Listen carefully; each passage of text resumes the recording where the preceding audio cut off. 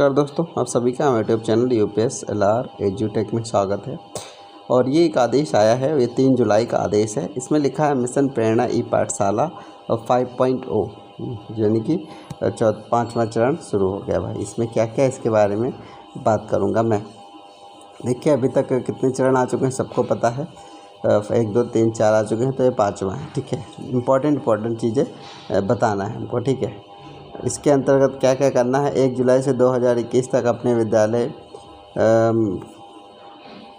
उपस्थित होने के दृष्टिगत अभिभावकों, बच्चों, शिक्षकों के मत समन्वय स्थापित करते हुए विभाग द्वारा सभी बच्चों तक पहुंच सुनिश्चित करने के लिए मिशन प्रेरणा ई पाठशाला 5.0 नई गतिविधियों के साथ प्रारंभ किया जा रहा है भाई। ठीक है, ये है शैक्षिक सामग्री। सबको पता है, इसमें कुछ पता नहीं है कि क्या आता है।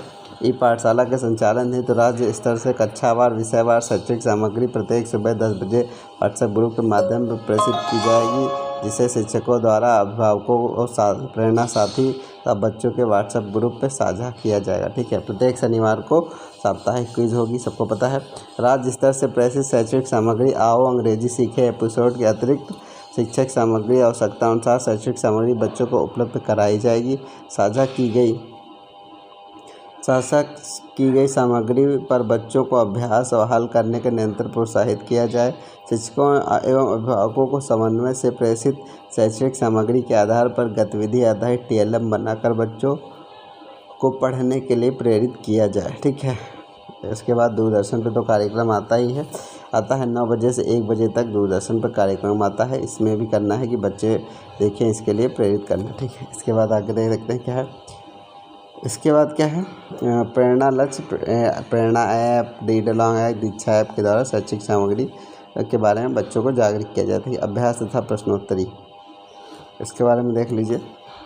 ई पाठशाला का संचालन है निम्नानुसार कार्रवाई सुनिश्चित की जाए। प्रेरणा लक्ष्य, प्रेरणा ऐप, रीड अलॉन्ग ऐप, दीक्षा ऐप से जागरूक करने वाली शैक्षणिक सामग्री की उपलब्धता सुनिश्चित कराने हेतु प्रत्येक सप्ताह क्रमवार अभिभावकों को विद्यालय में बुलाया जाए, जिससे कि प्रत्येक सप्ताह सभी अभिभावकों से समन्वय स्थापित किया जा सके। प्रत्येक शिक्षक द्वारा प्रतिदिन अनिवार्य रूप से निर्धारित संख्या में अभिभावकों से संवाद सुनिश्चित किया जाएगा। इस हेतु सभी शिक्षकों का सामूहिक उत्तरदायित्व निर्धारित करते हुए प्रधानाध्यापक द्वारा विस्तृत कार्य योजना बनाई जाएगी। विद्यालय में उपस्थिति के दौरान शिक्षकों द्वारा अभिभावकों के साथ निम्नलिखित बिंदुओं पर गतिविधि संपन्न कराई जाएगी। देखिए क्या है वो बिंदु हैं। नंबर 1 पे देख लीजिए।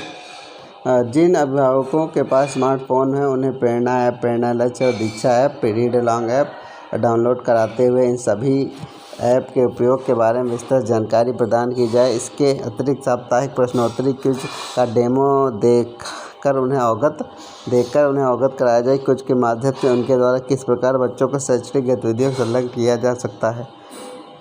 सभी शिक्षकों द्वारा अपने फ़ोन पर प्रेरणा लक्ष्य ऐप छात्रों को स्पॉट असेसमेंट भी सुनिश्चित किया जाए। अभिभावकों और शिक्षकों द्वारा क्विज के लिए देखिए लिंक दिया गया है, हर क्लास का अलग अलग है। प्रेरणा साथी की पहचान, ये बहुत ही इम्पोर्टेंट चीज़ है। तो ओवरऑल इसमें यही कहा गया है कि जिसके पास स्मार्टफोन हो, किसी का रिश्तेदार, चाचा, दादा और पापा, किसी को भी बना सकते हो, और जिसको बनाओ उसके अंतर्गत क्या हो, शॉर्ट में बता रहा हूँ। प्रेरणा ऐप, रीड अलॉन्ग, दीक्षा ऐप उसमें इंस्टॉल होना चाहिए। ठीक है, इंटरनेट की व्यवस्था हो, जिसका फ़ोन हो। प्रत्येक साथी को क्या करना है, क्विज के बारे में बताना है, और वो बच्चा 20 मिनट तक, कम से कम दिन में 20 मिनट बच्चों को दिखा सके, ऐसे व्यक्ति को ढूंढना है। ठीक है, चलिए आगे चलते हैं। प्रेरणा साथी द्वारा प्रत्येक शनिवार को आयोजित होने वाले बच्चों को साप्ताहिक क्विज प्रतियोगिता में प्रतिभाग करते हुए प्रोत्साहित किया जाना, और मोहल्ला कक्षाओं के संचालन में भी यथा आवश्यक सहयोग प्रदान किया जाएगा। चलिए मोहल्ला कक्षा के बारे में भी जान लेते हैं। मोहल्ला कक्षाओं का संचालन, कोविड-19 प्रोटोकॉल का अनुपालन सुनिश्चित करते हुए प्रेरणा साथी के सहयोग से शिक्षकों द्वारा मोहल्ला कक्षाओं का संचालन किया जाए। मोहल्ला कक्षाओं के प्रभावी संचालन हेतु निर्देश निम्नवत हैं। प्रधानाध्यापक द्वारा ग्राम प्रधान, विद्यालय प्रबंधन समिति के सदस्यों एवं अभिभावकों से अपेक्षित सहयोग प्राप्त करते हैं। मोहल्ला कक्षाओं के संचालन के लिए सार्वजनिक स्थान व पंचायत भवन, ग्राम सचिवालय, खेल का मैदान इत्यादि निर्धारण किया जाए। ठीक है। मोहल्ला कक्षाओं के संचालन के समय बच्चों को दूर दूर बैठाकर पठन पाठन कराया जाए तथा राज्य स्तर से प्रेषित शैक्षणिक सामग्री बच्चों को अभिभावकों को प्रेरणा साथी के साथ साझा किया जाए। मोहल्ला कक्षाओं के संचालन में कोविड प्रोटोकॉल पूर्णतया अनुपालन सुनिश्चित किया जाए। बच्चों को शिक्षण योजना के अनुसार गतिविधियां कराई जाए तथा उनकी दिनचर्या से संबंधित क्रियाकलाप, विषय वस्तु पर आधारित कार्य, अभ्यास कार्य आदि कराए जाएँ। इसका डॉक्यूमेंटेशन भी किया जाए। विद्यालय के सभी शिक्षकों द्वारा गांव के शिक्षण कार्य के पश्चात विद्यालय आकर प्रतिदिन के कार्यों, प्रक्रिया और समस्याओं पर चर्चा कर अगले दिन कार्य योजना बनाई जाए। विभाग द्वारा उपलब्ध कराई गई ई-लर्निंग सामग्री, पोस्टर्स, दूरदर्शन प्रसारित शैक्षणिक सामग्री, वीडियो के साथ साथ बच्चों को पाठ्य पुस्तक व कार्य पुस्तिकाओं के शिक्षण कार्य सम्मिलित किया जाए। जिन अभिभावकों द्वारा बच्चों को मोहल्ला कक्षा में नहीं भेजा जा रहा है अथवा उन्हें अनियमित रूप से भेजा ऐसे परिवारों को चिन्हित किया जाए तथा होम विजिटिंग के माध्यम से उनकी काउंसलिंग करते हुए मोहल्ला कक्षाओं में बच्चों को प्रतिभागिता सुनिश्चित की जाए। ई मॉनिटरिंग में भी देख लीजिए क्या है, SRG, ARP और डाइट से प्रचार, ये लोग जो है अभी क्या है व्हाट्सएप पे पूरे स्टाफ से एक साथ जुड़ के मॉनिटरिंग करेंगे और सवाल पूछेंगे। वही जो 18 सवाल थे, 1400 क्वेश्चनों के बारे में पूछेंगे। तो इसके बारे में आप जानते हैं पहले से ही ऑनलाइन बैठक एजेंडा भी तय करना है और ये लोग सपोर्टिव सबको करेंगे, सपोर्टिव सुपरविज़न करेंगे जिसमें अध्यापक, शिक्षा मित्र, अनुदेशक सब शामिल रहेंगे। सबसे बात करके मॉनिटरिंग करेंगे और यथावत सुझाव और सहयोग आप इनसे प्राप्त कर सकते हैं। आगे देखते हैं।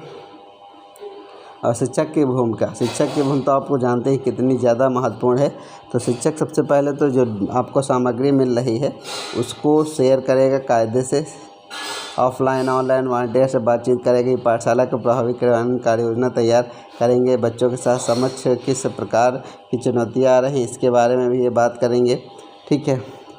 बहुत ढेर सारी चीज़ें हैं। हेडमास्टर खासकर कार्य विभाजन करेगा अपने स्टाफ में, कितने बच्चे किसको देने हैं, क्रम कैसे डिसाइड करना है, बच्चों को किए गए अभ्यास को शिक्षक व्हाट्सएप पर प्राप्त कर प्रगति कैसे चेक होगी और आधारशिला क्रियान्वयन, संदर्शिका, समृद्ध पुस्तिका, इनके बारे में भी शिक्षक डायरी तिथिवार अंकित की जाए। ये ढेर सारी चीज़ें हैं जो शिक्षक को करनी है। और ये भी बताना है अभिभावकों को QR कोड कैसे यूज़ किया जा रहा है और दीक्षा ऐप पर कैसे यूज़ होगा। ठीक है। ये ढेर सारी प्रेरणा सूची, इनके बारे में जानकारी की जाएगी। और मिशन प्रेरणा की ई-पाठशाला में दिव्यांग बच्चों की भागीदारी भी सुनिश्चित की जाएगी। तो इस तरीके से होगा क्रियान्वयन एवं अनुश्रवण। मिशन प्रेरणा की पाठशाला के प्रभावी क्रियान्वयन प्राचार्य, जिला शिक्षा एवं प्रशिक्षण संस्थान की विशेष भूमिका यानी डाइट प्राचार्य की, उनके द्वारा जनपद विकास खंड में कतिपय शिक्षक संकुलों की बैठक ऑनलाइन प्रतिभाग सुनिश्चित करते हुए संबंधित का मार्गदर्शन किया जाए। डाइट का कार्य समस्त प्रदाताओं को विभिन्न ब्लॉकों के मेंटर के रूप में विशेष दायित्व प्रदान किया जाए। प्राचार्य डाइट द्वारा ई-पाठशाला का ऑनलाइन मासिक सर्वे कराया जाए जिसमें ARP तथा SRG द्वारा निर्धारित प्रारूप पर सूचना उपलब्ध कराई जाए। इसके अतिरिक्त ई-पाठशाला के अंतर्गत, ठीक है, ये सारी चीज़ें हैं। यही है जिला बेसिक शिक्षा अधिकारी के कार्य हैं। पूरा मॉनिटरिंग होगी, कितने लोग पढ़ रहे हैं दीक्षा ऐप से, कितने TV से, ये सारी चीज़ें जानकारी आपको देनी होगी और ये फीड होगी भाई। ठीक है। अब खंड शिक्षा अधिकारी का भी रोल है, ये भी मॉनिटरिंग ही करेंगे। बहुत इंपॉर्टेंट रोल है। देखिए क्या है, मीटिंग कराएंगे 10-10 प्रधानाध्यापकों को ई-पाठशाला संबंधित से सुनिश्चित कराई जाएगी। प्रतिदिन कम से कम 10 बात करेंगे। चलिए लिख देते हैं, क्या है लिख के देते हैं, बता देते हैं। खंड शिक्षा अधिकारी बैठक बुलाएंगे आवश्यकता अनुसार ARP SRG की और प्रधानाध्यापकों की। लिख के देखिए क्या लिखा है। खंड शिक्षा अधिकारी द्वारा प्रतिदिन कम से कम 10 प्रधानाध्यापक से बात कर ई-पाठशाला से संबंधित शैक्षणिक सामग्री के समय से पहुंच सुनिश्चित कराई जाए। साथ ही शिक्षक द्वारा किए गए प्रयास और अभिभावकों के प्रयास परिणाम आधारित चर्चा विश्लेषण करते हुए ई-पाठशाला क्रियान्वयन सुनिश्चित किया जाए।